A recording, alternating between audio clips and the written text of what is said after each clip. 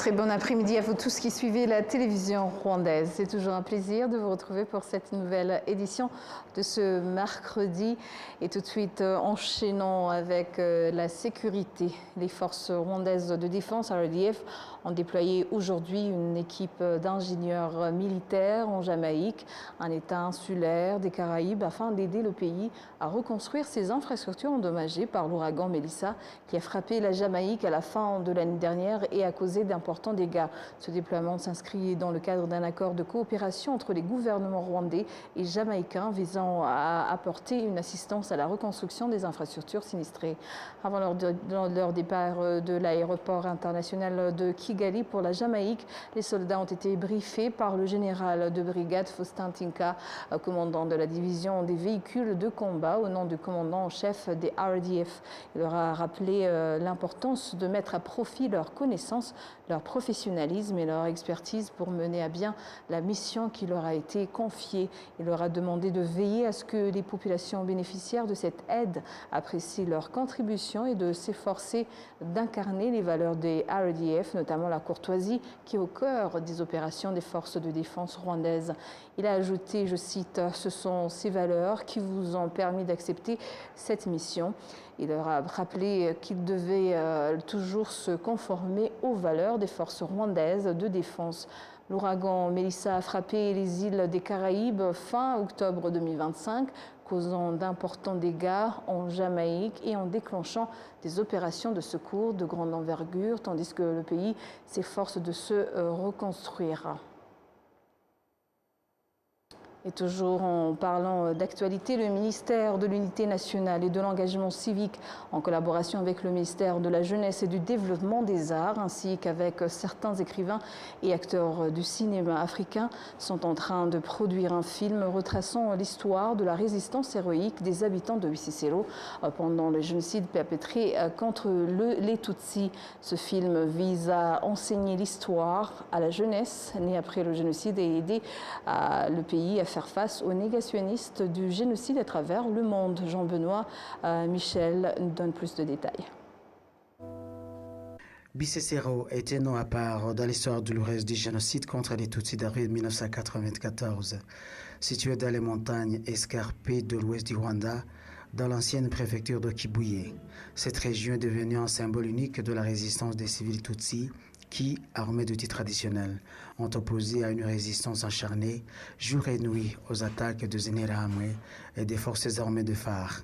Le journaliste et écrivain américain Richard Hall, connu notamment pour le film de 600, consacré à l'histoire de 600 soldats du Front patriotique rwandais RPA, explique que l'histoire des habitants de Bisesero constitue une puissante symbole de bravoure collective et d'unité de personnes luttant pour leur survie dans des circonstances extrêmes. Raconter l'histoire de Bisesero, sans la vivre depuis le Rwanda, revient à la déformer. Lorsque nous avons réalisé ce film, nous l'avons fait au Rwanda, mais aussi pour le monde entier, en fait qu'ils comprennent les causes profondes de ce qui se passe aujourd'hui en Afrique de l'Est pour expliquer de manière simple ce qui s'est produit ici en 1994. Les rescapés du génocide de Bisesero vivent aujourd'hui ici. Ils ont reconstruit leur vie, fondé de nouvelles familles et cohabitent aujourd'hui avec certaines personnes dont les membres ont participé au massacre. C'est un symbole de renaissance du Rwanda, un symbole de la résilience du Rwanda.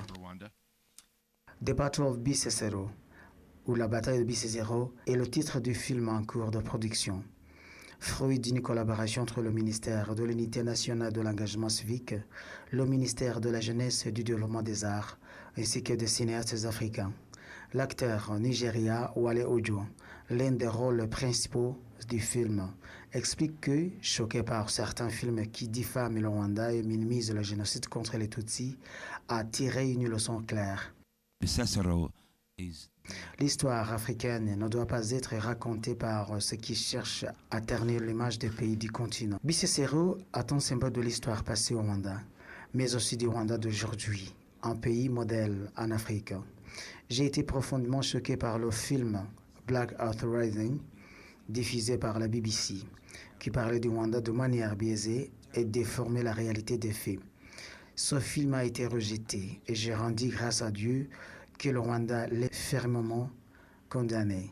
Je suis très heureux de voir des personnes produire des films sur l'histoire du Rwanda, du point de vue des Rwandais et même. La vérité est que si les victimes ne racontent pas leur propre histoire, d'autres viendront pour la falsifier. Notre objectif aujourd'hui est un vaste projet visant à présenter l'histoire du Rwanda telle qu'elle est, racontée par les Rwandais et produite ici même. Bicécéro démontre que même sans force matérielle, l'unité, le courage et la volonté de vivre peuvent permettre de faire face au mal. Pour la jeunesse, ce type de film constitue un outil puissant pour lutter contre la négation et la banalisation du génocide contre les Tutsis, comme l'explique l'actrice ougandaise Jessie Mbalungi. Connaître l'histoire de la résistance des habitants de Bicécéro est très important pour moi, car elle rappelle le combat de personnes qui ont refusé d'être exterminées et privées de leur droit fondamental à la vie. C'est une histoire qui mérite d'être racontée au monde entier, et pour de bonnes raisons. Je ne sais pas si beaucoup de gens connaissent réellement ce qui s'est passé au Rwanda. Personnellement, je suis impressionné par le chemin parcouru par le Rwanda aujourd'hui au regard de l'histoire tragique qu'il a traversée il y a plus de 31 ans. En particulier, la jeunesse rwandaise ne doit jamais banaliser les sacrifices consentis par les pionniers qui ont libéré ce pays. Aujourd'hui encore, Bicécéro joue un rôle majeur dans l'éducation des populations différentes, le sceau de lutte contre le mal. Le site conserve également la mémoire de la lâcheté des forces dominatoires qui avaient pour mission de secourir les civils, ainsi que des conséquences du silence de la communauté internationale qui aurait dû intervenir pour sauver les innocents de Bicécéro. L'organisme national chargé d'organiser des conférences et des événements, RCB, a souligné que le Rwanda a accueilli 155 conférences et événements internationaux en 2025, un jalon important qui contribue significativement au développement socio-économique du pays. Le récit de Patrick Nilidadi. Déjà reconnu comme une destination de choix pour le tourisme de nature grâce à des parcs nationaux, le Rwanda s'est également imposé comme une plateforme régionale et continentale pour le secteur du tourisme d'affaires, MITCH en sigle. Le pays accueille et organise désormais régulièrement des conférences et événements internationaux de premier plan. Selon un rapport de l'Agence rwandaise de développement, le Rwanda a accueilli 104 conférences et événements internationaux en 2022, attirant plus de 35 000 délégués du monde entier et générant plus de 62,4 millions de dollars américains de recettes. Parmi les événements les plus marquants figure le sommet des chefs d'État et des gouvernements du Commonwealth, CHOGM, qui a réuni des dirigeants des pays anglophones. Kelly Schofield, directrice générale de Key Venue Solutions, société qui gère la BK Arena, le stade Amauro et Zaria Court, affirme que la collaboration étroite entre le gouvernement et le secteur privé pour développer et professionnaliser les infrastructures événementielles a joué un rôle déterminant dans le positionnement du Rwanda comme destination de congrès de premier plan en Afrique. Face à cette situation, il est devenu indispensable de disposer des responsables pour gérer les fonctionnements et le développement des opportunités offertes par ces infrastructures qui continuent de jouer un rôle majeur dans le secteur du tourisme d'affaires et événementiel. Pour nous, il ne s'agit pas uniquement des réunions et d'activités connexes, mais surtout de la manière dont ces activités sont gérées en collaboration avec le gouvernement rwandais qui constitue un pilier de cette chaîne de valeur incluant le sport et les loisirs, sans toutefois s'y limiter. En 2023, la plateforme régionale et continentale pour le secteur du tourisme d'affaires MITCH a généré plus de 95 millions de dollars américains, soit une augmentation de 48% par rapport à 2022.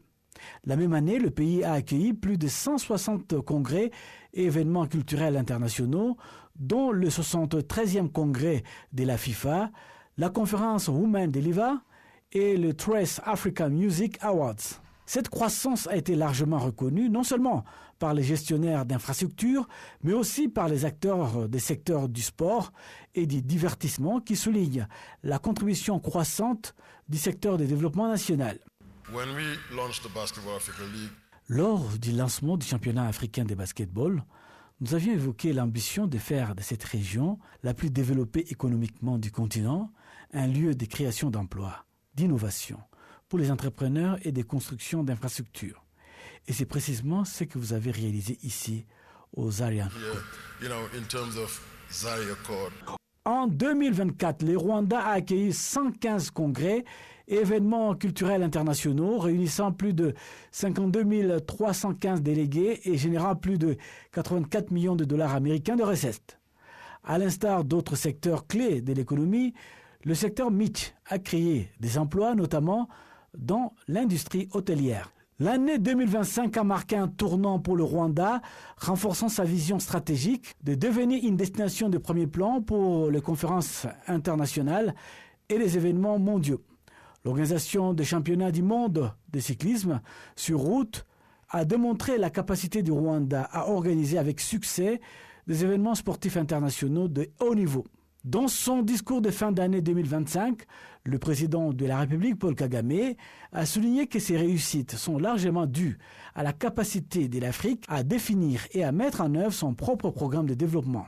Several milestone events this year elevated Rwanda's profile internationally. Nous incluons tous les acteurs de cette chaîne d'approvisionnement alimentaire et autres biens de première nécessité. Ces secteurs attirent de nombreuses activités qui correspondent à nos besoins pour satisfaire la demande des personnes que nous accueillons. Les agriculteurs et les éleveurs en bénéficient, tout comme les travailleurs du secteur des services et du transport des marchandises et des personnes, sans oublier que ceux qui nous aident à préparer les repas pour les participants à ces réunions. Tous ces travailleurs contribuent ainsi à leurs revenus. What we stand for and where we are going. Selon les chiffres de Rwanda Convention Bureau, ou l'organisme national chargé d'organiser des conférences et des événements, le Rwanda a accueilli 155 conférences et événements internationaux en 2025, attirant plus de 57 255 délégués. En 2026, le Rwanda attend consolider sa position sur la scène internationale en accueillant la FIFA Series. Le directeur exécutif de la Fédération internationale des organisations confessionnelles qui vient en aide aux anciens prisonniers et à leurs familles, Andrew Carley, a félicité le Rwanda pour ses progrès en matière d'unité et de réconciliation depuis le génocide perpétré contre les Tutsis en 1994. Les détails avec Patrick Nyelidanti. Le directeur exécutif de la Fédération internationale des organisations confessionnelles, en visite au Rwanda pour la première fois, une visite de 3 jours, a exprimé sa joie lors d'une conférence de presse à l'issue d'entretiens avec le ministre de l'Unité nationale et de l'engagement civique. Le dernier indice d'unité et de réconciliation indique qu'il a atteint 95,3% et que cette tendance se poursuit. Ce que je souhaite adresser aux Rwandais et qui se reflète au niveau national, c'est que vous avez accompli des merveilles dans votre pays. Je n'hésite pas à vous remercier pour votre approche de la justice axée sur la réforme plutôt que sur la punition. Ce sont d'excellentes solutions. Je vous remercie de l'opportunité que vous nous offrez de travailler avec vous et d'apprécier votre travail. Le ministre chargé de l'Unité nationale et de l'engagement civique, Dr Bizimana Jean Damascène, a également remercié la communauté internationale pour sa contribution majeure au processus de construction de l'unité et de la réconciliation après les génocides perpétrés contre les Tutsis au Rwanda et a exhorté cette communauté internationale à poursuivre son soutien aux personnes rapatriées des prisons. L'évêque John Rukana, président des Prison Fellowship Rwanda, a expliqué que même si certains détenus ne changent pas, ils ne parviennent pas à se réinsérer pleinement dans la société après leur libération, cela ne doit pas les décourager. Le directeur exécutif de la Fédération internationale des organisations confessionnelles qui soutient les anciens détenus et leurs familles, Andrew Carley, devrait visiter des fermes et rencontrer des familles ayant un parcours de réconciliation. Les propriétaires des biens immobiliers, principalement des parcelles situées dans la ville de Kigali, demandent au Conseil consultatif d'améliorer la fixation des nouveaux taux d'imposition. Certains se disent surpris de constater que les impôts qu'ils payaient ont plus que doublé, alors même que certaines zones ne disposent pas encore d'infrastructures de base. La ville de Kigali indique que l'impôt revisé varie entre 0 et 80 francs rwandais par mètre carré. Jean-Benoît Michel nous en dit plus.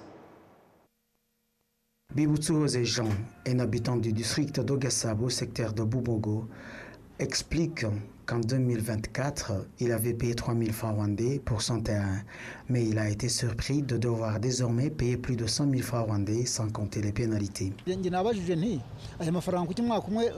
Je me suis demandé pourquoi l'année dernière, je payais 3 000 francs rwandais. Et quand une seule année, c'est passé à 114 000 francs rwandais. L'agent qui m'a servi m'a répondu que c'était ainsi. Rudira Anastase, de son côté, payait 10 000 francs rwandais en 2024, mais a constaté que l'impôt de 2025 a plus que doublé. Quand on faisait la déclaration, on trouvait que c'est entre 25 et 27 000 francs rwandais. On se sent que cela a presque triplé. Certes, nous sommes à Kigali, mais je vis dans un secteur semi-rural. Avec le développement du pays, l'impôt est nécessaire, car d'autrefois, c'était une zone agricole et nous payons environ 30 francs rwandais par mètre carré. Aujourd'hui, nous sommes taxés comme quelqu'un qui vit à Nyarugenge, alors que les terrains là-bas sont beaucoup plus chers que chez nous à la campagne. D'autres habitants indiquent cependant que l'impôt foncier qu'ils payaient n'a pas changé, voire a diminué dans certains cas. La ville de Kigali précise que c'est au début de l'année 2025 que les conseils consultatifs ont adopté les révisions d'impôts sur les biens immobiliers. La chargée de la communication et de l'éducation civique dans la ville de Kigali, Emma Claudine Nirenganya, explique que ces révisions ont tenu compte notamment de la réorganisation de certaines zones auparavant non planifiées. Nous avons des zones commerciales, des zones résidentielles, les zones industrielles, ainsi que des espaces verts. Dans les zones du centre-ville, le taux peut atteindre 80 francs rwandais car il y a des activités commerciales, des infrastructures et des opportunités économiques.